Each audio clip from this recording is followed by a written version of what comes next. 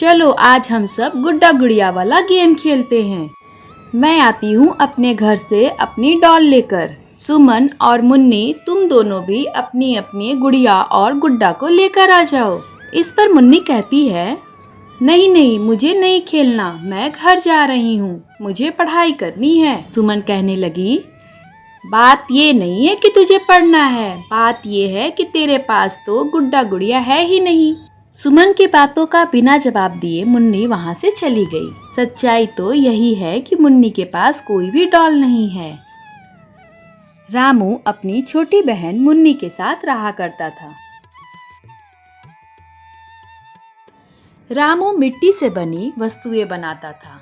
यह काम उसका पुश्तैनी था। उसका परिवार कई पीढ़ियों से यही काम करता आ रहा था। लेकिन बीते वक्त के साथ इसमें ज्यादा कमाई नहीं हो पाती थी। बहुत कम लोग ही दिए खरीदते थे। रामू को बचपन से ही पढ़ने का बहुत शौक था, लेकिन घर की आर्थिक स्थिति खराब होने की वजह से वह तो नहीं पढ़ पाया, लेकिन वह अपनी छोटी बहन मुन्नी को पढ़ाना चाहता था। गांव के स्कूल में ही उसने मुन्नी का एडमिशन करा दिया था। रामू रोज सुबह दिए बेचने निकल दिए ले लो, दिए दिए ले लो, दिए सुंदर सुंदर दिए ले लो, मजबूत दिए ले लो।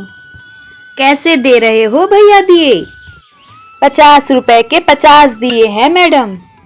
इतने महंगे दिए, इतने महंगे दिए कौन खरीदेगा? बहुत मेहनत लगता है मैडम दिए बनाने में। 35 के देने हैं तो दो, नहीं तो रहने दो। इतने महंगे दिए मुझे नहीं खरीदना। नहीं नहीं मैडम ले जाओ, आज तो सुबह से 1 रुपए की भी बिक्री नहीं हुई है।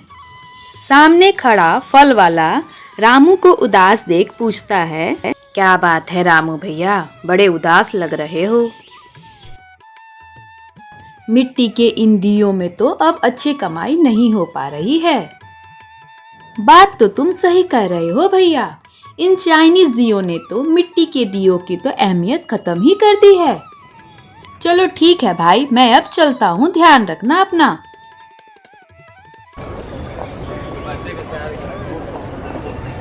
जिस दिन रामू की कमाई थोड़ी अच्छी होती, वह अपनी बहन मुन्नी के लिए लड्डू लेकर जाता। कहाँ है मेरी मुन्नी रानी? यह देख मैं तेरे लिए क्या लाया हूँ। अरे वाह लड्डू! लड्डू खाकर मुन्नी बहुत खुश हो जाती। दिवाली का त्योहार आने वाला था, इस कारण रामू खूब सारे दिए बनाने में लगा हुआ था। एक दिन रामू दिए बेच रहा था। उसने देखा बाजार में तो खूब भीड़ है, लेकिन उसके पास कोई भी दिए लेने नहीं आ रहा था।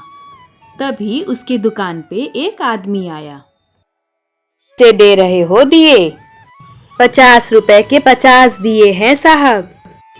इतने महंगे दिए, इतने महंगे दिए कौन खरीदेगा? महंगाई भी तो इतनी ही बढ़ गई है साहब। आप तो इतने बड़े आदमी हो, मेरे थोड़े दिए खरीद लो ना। चल हट, तेरे ये दिए कौन खरीदेगा? अब तो चाइनीज रंग बिरंगे दिए का जमाना आ गया है। इस जगमग चाइनीज दिए के सामने तेरे इस दिए को कौन पूछेगा? साहब ऐसा नहीं है, दिवाली रोशनी का त्योहार है, असली रोशनी तो इन दियों से ही होती है। लेकिन रामू के बात को अनसुना कर वह आदमी चाइनीज दियों की दुकान पर चला गया। बेचारा रामू बड़ा उदास हो गया। तभी उसने देखा मुन्नी उसकी ओर आ रही है। मुन्नी, तू यहाँ क्या कर रही है? मीरा चाची मार्केट आ रही थी। उन्होंने पूछा, मुन्नी चलेगी क्या अपने भैया के पास? मैंने कहा हाँ मैं तो चलूंगी, और मैं आ गई। तभी उसकी नज़र एक गुड़िया पे पड़ी। वह उसे उठाकर देखने लगी। रामू ने पूछा, मुन्नी तुझे लेनी है क्या? नहीं नहीं भैया, मैं क्या करूंगी इस गुड़िया का? भैया शाम होने वाली है, अब घर चलते हैं। और दोनों घर के लिए निकल पड़े। मुन्नी बहुत ही समझदार बच्ची थी। वह जानती थी कि उसके भैया के पास इतने पैसे नहीं हैं कि वह डॉल उसके लिए खरीद सके। रामू भी मन ही मन यह सोच रहा था कि मुन्नी को वह डॉल बहुत पसंद है। जिस दिन मेरी अच्छी बिक्री होगी उस दिन ही अपनी मुन्नी के लिए वह डॉल खरीद लूंगा। रामू को उदास देख मुन्नी ने कहा, क्या बात है भैया, आज आप बड़े उदास लग रहे हो। रामू ने मुन्नी को अपनी सारी परेशानी बताई। पता है मुन्नी, अब लोग मिट्टी के दियों से ज्यादा चाइनीज दियों को पसंद करते हैं। रामू की बात सुनते ही मुन्नी ने कहा, पता है भैया, इंटरनेट पर पुरानी चीजों को नए तरीके से बनाना सिखाते हैं। मैंने अपनी फ्रेंड सुनीता के फोन पर देखा था, एक से एक बढ़कर सुंदर सुंदर डिजाइनर दिए बनाने के तरीके। भैया, क्या मैं आपको अगर डिजाइनर दिए ड्रॉ करके दे दूंगी तो क्या आप वो दिए बना लोगे?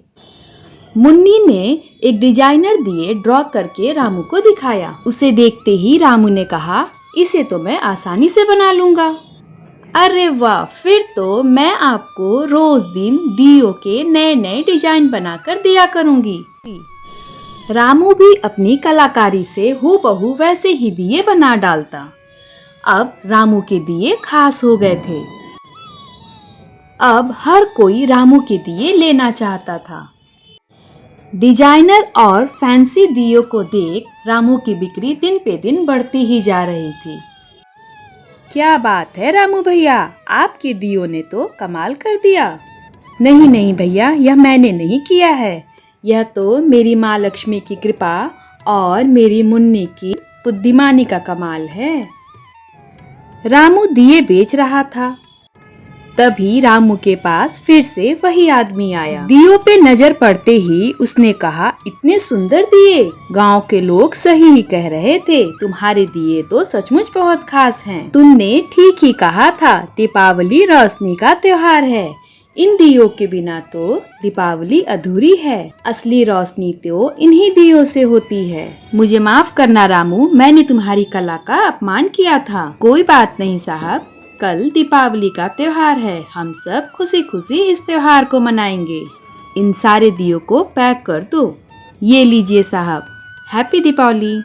हैप्पी दीपावली रामू। रामू ने मुन्नी के लिए पटाखे, नई ड्रेस और उसके पसंद की डॉल खरीदी। डॉल पे नजर पड़ते ही मुन्नी ने कहा, अरे वाह, यह तो वही डॉल है।